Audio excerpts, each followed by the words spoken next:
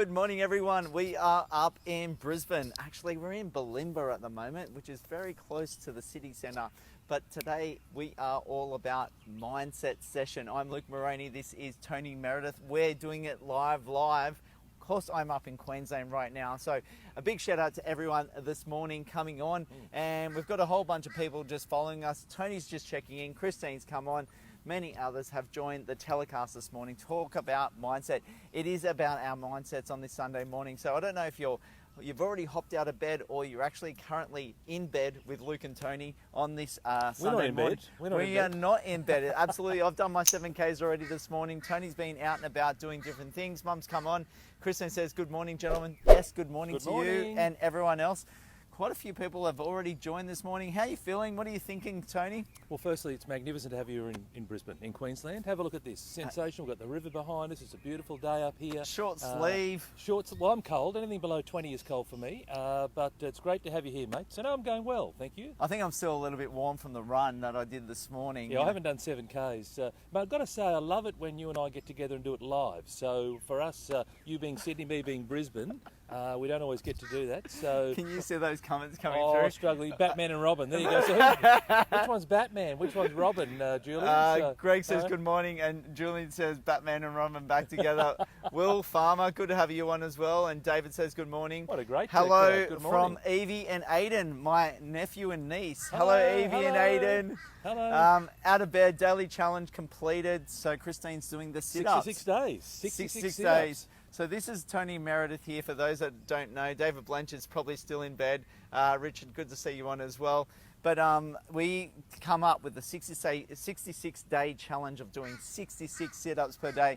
It's actually on the back of this guy here. Paul, good to have you on as well. Tony Gallagher says... Not the sit-up bit, by the way. Not the sit-up bit. Well, you're looking pretty fit and trim, you know. Yeah, but the 66 days. So there was a study done in 2009 that says that a habit is formed in 66 days. So most of us grew up thinking that it was 21 days to form a habit. Certainly my parents told me that. But it's in fact 66 days. And I love the fact that you've taken that now. It's 66 sit-ups in 66 days. My goodness, try and say that quickly. But you're going well, right? So what are you guys up to about day 20-something? I think we're 25 today. Awesome. I've actually done my sit-ups as well. I haven't posted yet for everyone, and make sure I tag them in to remind us all. It's those constant reminders, that accountability, that, checking in with people. Absolutely, support, encouragement. And that's what it's all about. Of course it is. Teamwork. We've talked a little bit about leadership in recent weeks. I've had actually Greg on to talk about that particular challenge, which is really good. An overall thought process of how we're going and what we're doing around that, Tony, from your sense of being a coach. Michelle, good to have you on as well. And for us to get into that challenge, hold it strong, and continue on with that. And then, check in with each other on a constant basis. Well, I think that's key, because what happens is most people will start full of enthusiasm. Doesn't matter what it is. I call it the January the 1st syndrome, and it happens each and every year, where we always start off with the great intentions, and come the middle of January, maybe even sooner, when things start to go a little bit astray. But it's fantastic when you've got a group. So it's that whole accountability buddy side of things. It's also great because those people are then doing the same thing. They're also supportive, collaborative, encouraging you. There'll be days... All these great words. There'll be... All these great words, the soothing, beautiful words. Absolutely, that's it. And we're all about language, aren't we, as well? It's all about the language, exactly. So it's about, doing things collectively. Many heads is better than one, as they say. And so that's the idea with the group, 66 sit-ups in 66 days. So good on you guys. I'm thrilled for you. And keep going. Keep pumping it up. Keep pumping it up. Christy, John and Jeff, good to see you on. We're actually going to get into the topic today. We've got a lot of followers just come on and join us in bed with Luke and Tony, talking about our mindsets on a Sunday morning. We probably get in this, sense of different things that happen over the weekend. We're thinking about Monday. There's a bit of a struggle, and then we're just considering, okay, what's the week going to look like? And we're already dreading the week ahead. So this is why we come on a Sunday, to cheer everyone up, get them going. Day 12 for Dry July, so no drinking for Christine as well. It's all happening. So you've got the 66-day challenge, Dry July. I love it, Christine. Keep going. Christine's got it all happening at the moment. Does. So what we want to talk about today is that whole idea of what I just spoke about on the weekends. You might get into this shit might be going on in your life. and how are you dealing with it? What are you doing? How is it actually getting on top of you? So in a general sense, oh my God, says Davina, you are together in the flesh. We are here in Brisbane. We are. I've been in Queensland for about 3 or 4 weeks or so now. Who knows? He's an honorary Queenslander. I know. It's like Tony actually asked me if I'm going to move up here. We'll see how that goes. But yes, I wasn't asking if he was. It was more out of concern if he was going to. No, I'm only joking. No, my mother's watching, so that's a concern. No, he's not. He's not moving permanently. No, he loves the nomadic lifestyle. I just might not be home that often. We'll look after him. Very good. All right, topics. We're going to get into it. So we're talking about shit happening in our lives and getting on top of you. So what are you doing about it? How are you handling it? What are you actually putting in place? Tony, an overall aspect about this sort of thing. Sure. We all have it. I was just going to say that. Exactly. Everyone's thinking about this perfect thing, the perfect life, the smooth sailing, but the rough seas do come, don't they? No, we'll point out who's got a perfect life, right? So that would be the first challenge. No one's got it. Shit happens. That is the reality, right? And if you're in Victoria at the moment, obviously you've got some issues with the coronavirus, 2.0, whatever it is down there. But for all of us, shit happens. And one of the things is that we tend to focus on the stuff that's gone wrong, but the reality is it's already happened. And so that by definition is dwelling on the past and looking back at that bad thing that's happened, because you get to a point where you can no longer change that. So you have to start changing your focus to moving in a forwards direction. But shit is always going to happen, right? And so for me, when I disappear from the Sunday Mindset session, I have shit happen in my life, right? I have all sorts of bad stuff going on. I won't get into the depths of it here today, but I have bad things happen to me. But I have to deal with that. I have to learn to deal with that. I have to learn to put systems in place so I can constantly move in a forward direction. It's a good reminder for me, going through it personally, but then also this week with some coaching clients around stuff's going on. It was really bogging them down. And my question to those people is, well, what can you do about it? If something's already happened, you can do zero about the fact that it's already happened. And so it's about what do you do moving in a forwards direction. Remember our language, Tony, because you said I have to learn. Sure. I am learning. Thank you. Good, Luke. We're going to keep each other accountable. If we can't keep each other accountable, how are we going to keep you guys accountable? That's key. So this is what it's all about, picking up on each other, on the different things, and not being, authoritative at all, that's okay. That's good. Not get to a sense where it's like you're wrong, I'm right, or whatever. It's just helping people along. And this is what we want to do on the Sunday Mindset session. We want to help people along on their journey. Well, it's also one of the things just around language is that language is an insight into how people are thinking. So clearly we can't look inside someone's brain, but the things that come out of their mouth are an insight. And so when you've got words like trying or learning or maybe or might or, all those types of things, that is a window into how someone's thinking, right? And you can tell through language if someone's feeling really, really confident, or you can tell if they're feeling quite uncertain, lacking self-belief, so on and so forth. So it's great. It's a great thing that Luke has just done to me, and I would encourage all of you to listen to the cues when you're having conversations with people. Listen to some of those filler words in particularly around, someone might be saying that they feel certain and confident, but the language is going to give it all away. Yeah, absolutely. Alex, good to have you on, and a few others. Tony's come back for a second dig, and Darren well, it's also... worthwhile coming back for a second dig, hey? Isn't That's it? right. This is where it's all at. This is what it's all about. Mum says no way. No way to... No way what? No way to what? Oh, nomadic lifestyle. Yeah, no way. So. Shit. You're in trouble now. I'm in massive trouble. You've got some explaining to do. I'm in massive trouble. I think my sister joked the other day when my mum was on the phone call at the same time that it was like, just tell her you're not coming back. To tip her over the edge. Oh no. Well, I did spend 4 years overseas and she had no idea when I was coming back, and she freaked out the day I turned up because I was surprised. So have you let Mum know when you're coming back from Queensland? Nope. No. Okay. All right, too funny. I love you, Mum.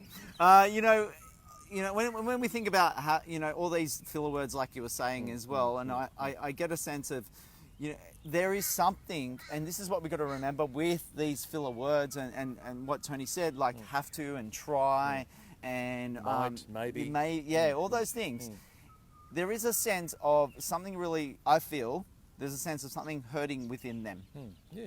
There is a sense of that there's a cloud over something in their life, And if they can allow themselves to explore that a little bit further, it just might help them that little bit today, and then might then help that little bit tomorrow. Yeah, of course. Yeah, absolutely. And look, typically that hurt drills down to a fear of something, right? At the core, I believe that it's a fear of something. You're not doing something because you're fearful. Now, you may not even be aware that you're fearful, but it's all about a fear of, whether it be a fear of being criticised by other people, a fear of failing. There's some self-doubt there. Typically, it all will boil back to fear. Take, for example, what's been going on with the coronavirus. A lot of people have been sitting on their hands because of the uncertainty. They've been fearful of what may or may not happen. I've got a whole lot of clients who are afraid to start to take steps because they're fearful that if it's wrong, then they might get criticised. So there's that perfectionistic thinking as well. So typically, to me, anyway, certainly in my experience, it's that fear that tends to hold people back. Absolutely. Christine says, Luke, you're terrible. I'm a stirrer. I love it. It makes for great television, Christine. It's great television. Let's get on to that first topic. We want to talk about what now. So you've got these issues that are clouding you. You've got that shit that is actually happening. Mm-hmm. What now? And what are you actually focusing on the now? Yeah, so firstly, I would encourage you, if you find yourself drifting backwards and dwelling on the past, is to ask yourself, why are you doing that? Why are you doing that? What benefit are you getting from doing that? See, a lot of us will do it subconsciously. We're not even aware that we're drifting back. And so it's about, when you recognise that you're drifting, ask yourself, for what benefit am I getting from drifting back? Also, what's it going to cost me? So by drifting back and spending all my energy on something that's gone before me, what am I missing out on? Right, and so there's some tips for us in regards to dwelling on the past. The other piece, if I go back to that subconscious comment that I just made, that gets caught up in the daily questions. You know the two daily questions, don't you? Absolutely. What are they? What can I do better? No. That's one of them. But yeah. What can I improve? Yeah. What went well? What went well? Yeah. And what can I improve? Yeah, that's it. A daily question. Can't even remember that. I know, I've only said it about 50 weeks in succession. That's okay. We'll get there eventually. It takes 66 times to form a habit, so we're 16 He hasn't away. told me 66 days in a row. That's the problem. That's it. Chris says, fear knocked on the door, courage answered the door, and there was nothing there. That's it, because courage says, let's go.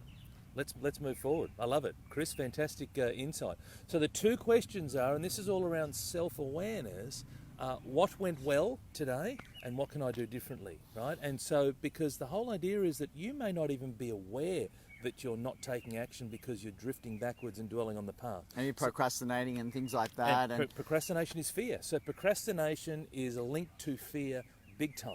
And so you're putting it off, and that's where you've got this painful thing in front of you. It might be to make some sales calls, and then you've got a messy desk, and you go, I'm just going to clean a messy desk, right? Because even though a messy desk isn't fun, it's a lot less painful than making those sales calls. And the act of actually making the call is not the painful bit, it's the meaning that we place around it. So it's the, I'm going to get rejected, what if they say no, all those types of things, and we play this meaning in our head.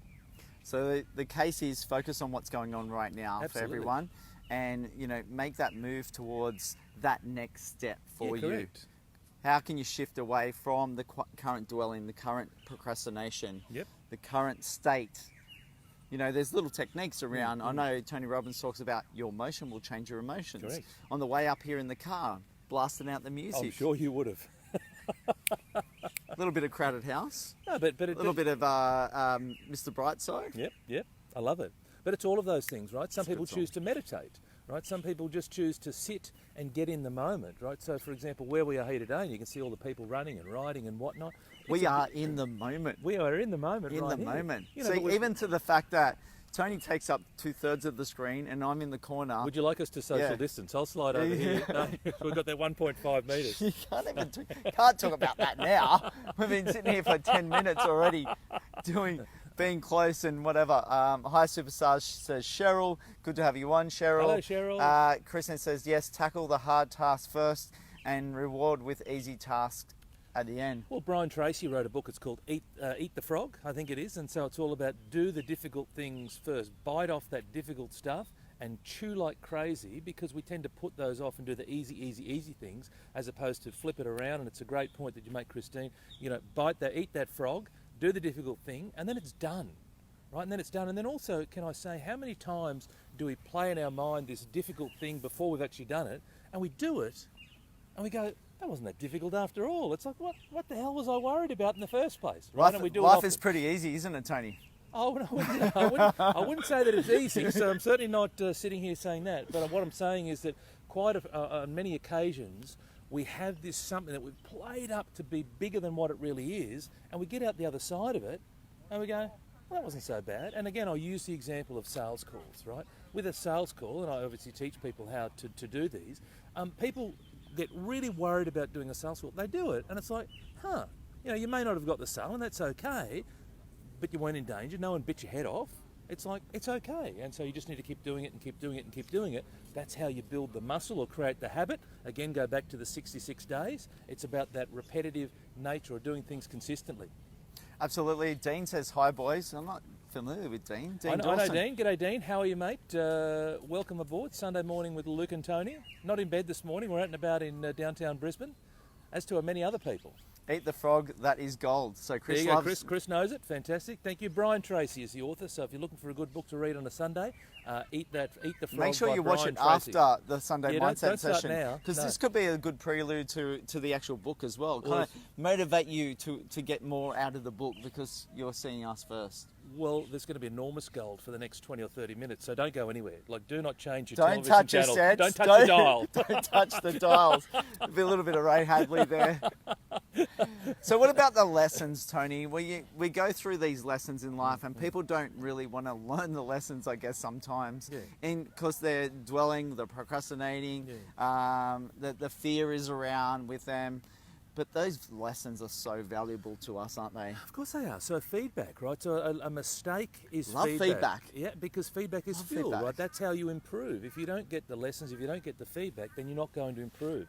You're not going to get it right the first time. And this comes back to the whole perfectionistic thinking. People want to get it right the first time, and hence they don't do anything because they want everything to sort of line up perfectly. You're going to make mistakes. It doesn't matter what you do initially, you're going to make mistakes. You're going to fumble, bumble, stumble, whatever it might be. But take the like lesson. That.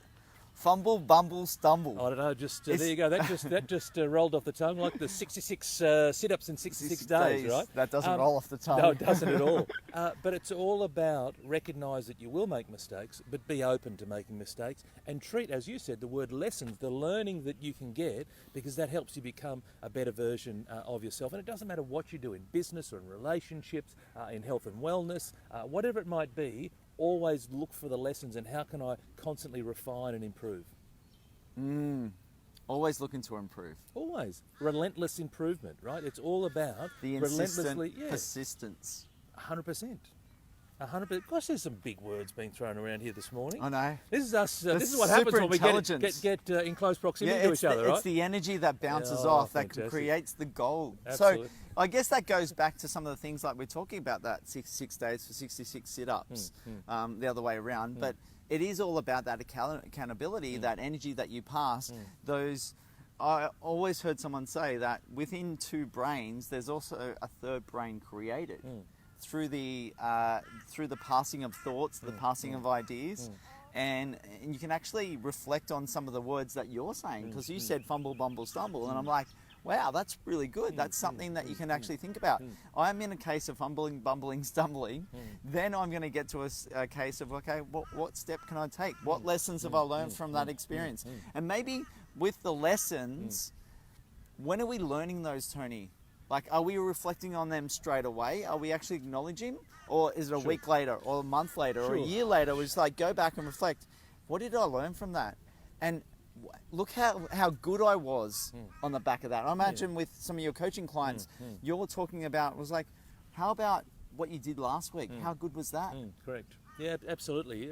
But in regards to the timing, depends on what's going on. So if there's a big problem, then my advice is don't focus on the lesson at that stage. Come up with a solution, right? So create the solution for whatever's going on, because there's no point sitting there and going, oh, what's the wonderful lesson if you've got this enormous problem that's going on around you.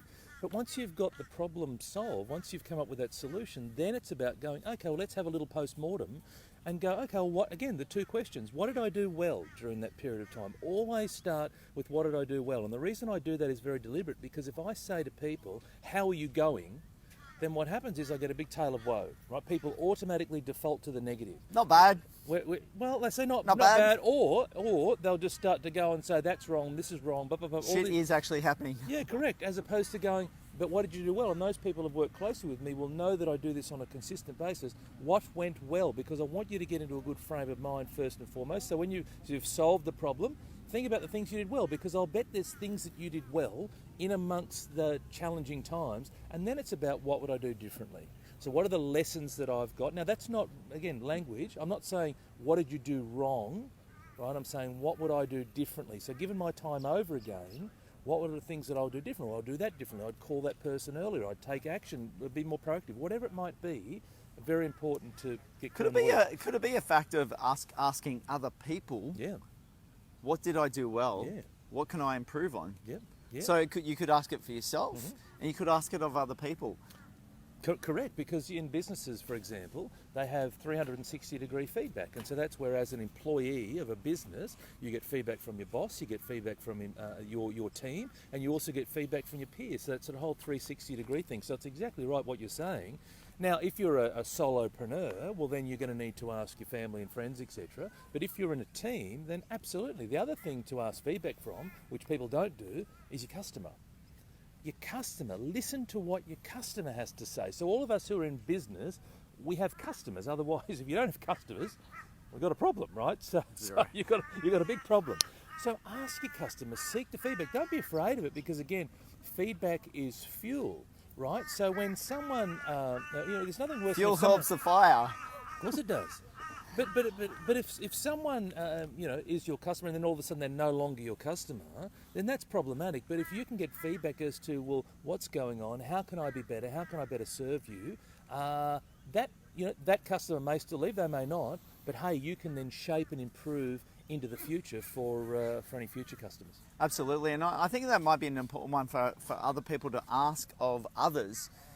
So for you guys to ask people, what am I good at? What have been good at? And what can I improve on? Because people are sitting in the background all the time, and this is often my case, because I'm probably giving advice or suggestions or whatever out to people. Maybe allow them, if you give them a platform to give that advice, then the communication factor is a little bit better, and you're actually probably controlling a little bit the conversation, because you're not saying, well, give me all the negative things, but it's around giving me advice around the good things and the improvement things. So Alan, good to have you on as well. That is a good factor, and I'm just pressing the screen at the moment, having what's going on, a little bit of difficulty, but we'll get there in the end, Tony. You have, well done. Learning what the lessons. What did you learn from that? Learn the lessons.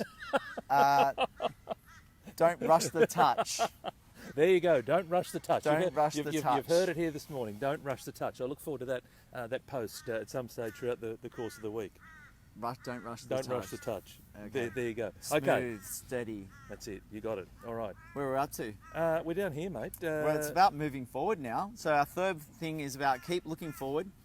What are the small steps? Yeah. Well, and the emphasis being on small. One step at a time, and we say it often. You know, Luke has run 7 kilometres for 900 and something days. But I took that first step. Correct. But don't compare yourself to Luke, and that's the problem. The problem is that people go, "Oh my gosh, I could never be as good as Luke because Luke's done 900 days of 7 kilometres." And I'm just using this as an example, but Luke had to do the very first 7 kilometre run. Now, if 7 kilometres is too much for you, awesome.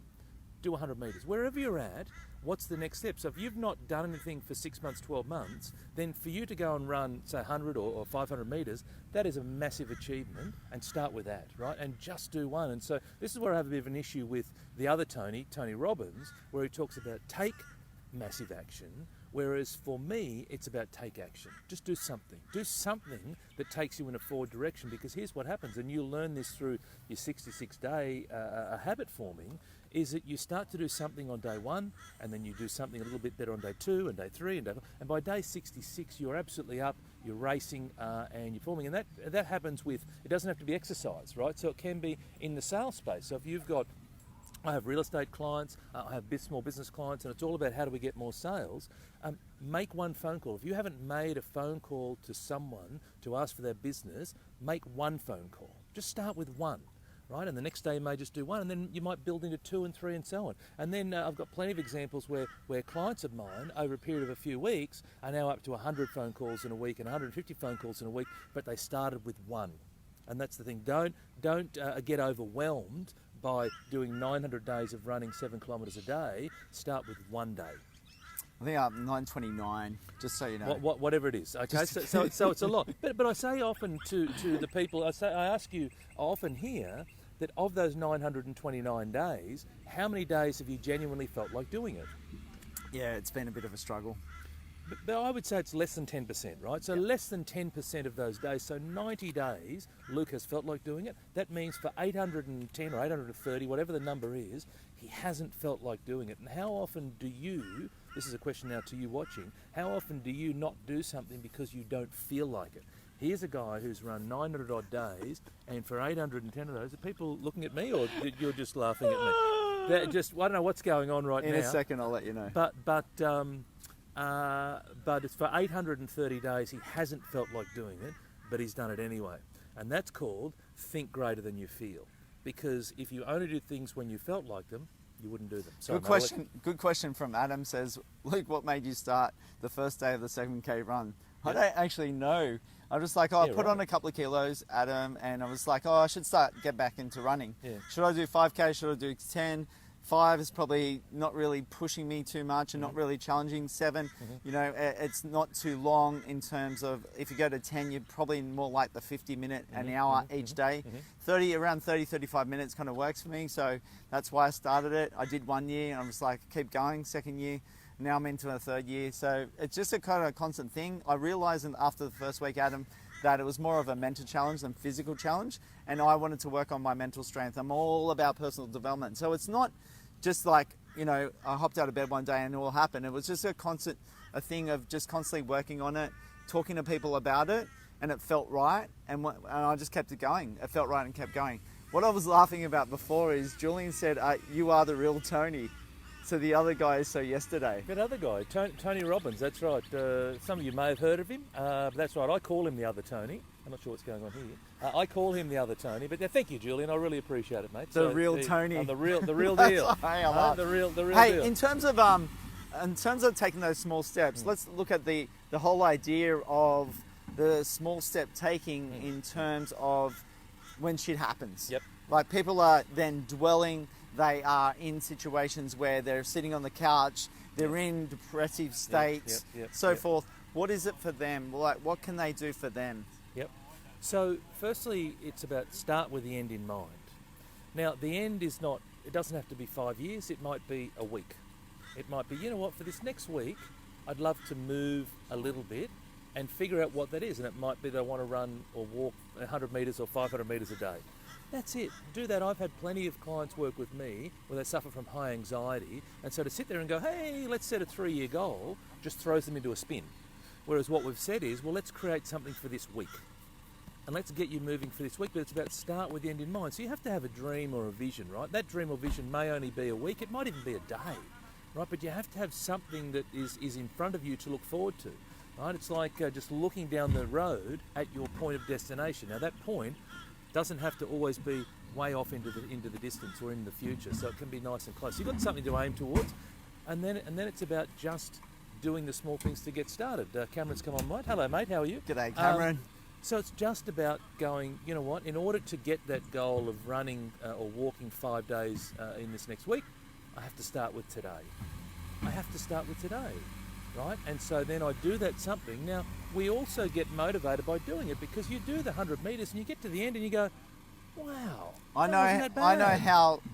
The reason why I get up and do it every day is I know how good I feel afterwards. Yeah. And that's the motivating factor for me to go out and do it every day. I feel really good. I can keep in really good shape, both physically and mentally, because I'm running that 7Ks every day and I'm doing sit-ups and a little bit of push-ups here and there as well. So it's sort of up in the game, getting to the next level. Tony, what I really want to ask you now, we've talked about feedback from other people. It's like, what am I good at? What can I improve? Let's do this with each other. Yeah. So what do you reckon, what's the feedback for me? What I need to, what I'm good at and what I need to improve? So let me talk business. Okay. Let me talk business. So from a business point of view, and you and I have had this conversation privately, so we probably know where it's headed. So from a business point of view, what it is that you do well is you create an enormous amount of awareness, right, which is fantastic. What you can improve on is to get clear on some of those metrics, because you do a whole lot of stuff, right? You're always doing stuff, right? And I must admit my consumption of Facebook has dropped of late, but every time I'm on there, I'm seeing you, look, you're doing stuff, so you can't be faulted for not doing enough stuff, right? You're doing heaps. My challenge to you and to your business is then really honing in on what's the right stuff. So like we've talked about with your business, at the highest level, there are only two things that you need to worry about. One is called supply and one is called demand. And this applies to every single business in the world, right? And so for you, there's a couple of types of supply. So there is your finding of property, but then there's also your client focus as well. Right, so that's my advice to you guys, to you and Julian and Mark in Search Party Property, is get clear on what are the actions that we need to do in order to move forward. Good thoughts. Good thoughts. And me? And you, for Tony, what is he good at? Very good communication. In the coaching sense, as opposed to this sense in video. He's a good listener. And good thought process in terms of getting to that next step, getting the next level, defining some of those ideas and thoughts that can really help you moving forward. So really good. What can you improve on? Your hand signals. My hand signals. My hand signals. He's always talking with his hands. Welcome to Queensland. Welcome. Maybe being a little bit more grounded in that sense. Sure. I would say a little bit around, I know we talk about language, but a little bit around the language, especially when times do get a little bit tough. So even that's when we need our language to be at the forefront. That's when we need to be our best version of ourselves when times do get tough. And that's really, really hard. Yeah. But it's taking it to that next level, I think. How can we, for ourselves, do that next level? What are you looking at, mate? I'm taking a pause. I'm giving some space. Gosh, I I felt uncomfortable with that pause. Eh? Bang! That's what I'm talking about. Hey? That's what I'm talking about. So when you're talking and interacting, there's a sense, even with your that there's. I've been talking to people about space this week. It's been really interesting about calming it down, talking about space. I'm just reflecting on a couple of guys that are in the park here, and they're actually helping each other. And I'm just like thinking about how great is that? How wonderful is that? So someone needed some help, and the council worker came up to help. And it's not in his duty to come and clean these things or whatever, but yeah, just gone off tangent. Teamwork, but no, I love it. So it's a great example here. So super teamwork. Teamwork. In regards to the space, let me talk about that. I spoke to my mother about this. Oh, did you? She has a shocking habit of from a mother. From a coaching point of view, yes. So I do provide space when I'm coaching, but from this point of view, I just think about the viewer watching. If there's too much space, it's not good TV. It's not good TV. I agree, but It's I wanted not to get good- you it's into, not because I good know even TV. on a phone call, you're in a situation of like not allowing for that space. And I think a lot of us do, because it's that awkward space, right? A couple of comments that have come through. Luke, I've been meaning to say I've been meaning to say to you that I want to see some whiteboard Stuff going through the numbers. He wants to see the numbers. He wants to see you in front of a whiteboard, crunching the numbers. You know, we talked before about what can you improve on. So, very good. So get the whiteboard Love out. the feedback and love more feedback. We can do that as well. Kristen says, so do you, Luke, talk with your hands? Well, there you go. Christine's picked it up. So there you go. Look, certainly it wouldn't be as prolific as me with my hands. I've got my left hand holding my right hand, so I'm like gripping on tight at the moment. I do talk with my hands. I think I do it a little bit less than Tony. Yes, you do. And it's a case of working on using your hands when they need to be used. Correct. Yep. No. Good feedback, and I love it here. And see, and it's all about How we going for being open. 25 to 9. It's about being open to getting the feedback. Don't be afraid of it, because the feedback Be is open. very, very positive. Now, here's the thing with feedback, right? So now Luke's given me some feedback and I've given Luke some feedback. The challenge is now, what's next, right? So the feedback's being delivered. Now you can either go, that's a load of crap, or you could just ignore it, or you could keep doing the habitual things that you've done, or you could say, you know what, I'm going to take that on board, and now I'm going to take that on board and learn. I'm going to put my hands in and learn, to improve that particular area. If I move my hands below the screen, that doesn't count, does it? No, it doesn't. If I have them up here, it sort of does. But if I have it down here, that doesn't count, does But it? you've got to remember is that with video, hands look a lot closer to the video as well. So that's where you've got to be careful with video and how you use your hands. Kind of like out like that rather than pointing at a screen, because it sort of magnifies a little bit. Sure. Adam says, haha, I thought my connection has gone, but there was With a the long long pause. Good on you, Adam. Love your work, mate. Johnny's come on as well. Maybe that's the wrap for today. We've talked about what shit happens in your lives, thinking about what's happening now, what you're kind of focusing on, some of the lessons, and then what are those small steps that you need to take, the 1 steps, the 2 steps, the 3 steps that you have to take to make things happen for yourself. We're here in Brisbane. It's a beautiful, gorgeous day. Doing the little winter nomadic thing myself right now on this road trip, but enjoying, having fun. Beautiful time and of the getting year to up here. meet some beautiful people along the way. Thank you, mate. Appreciate it. It's lovely to have you up here. It's been the second time that I've caught up with you this visit, which has been great. So I just want to echo what Luke said, and that is just do one thing. It all just starts with that one. Hands down.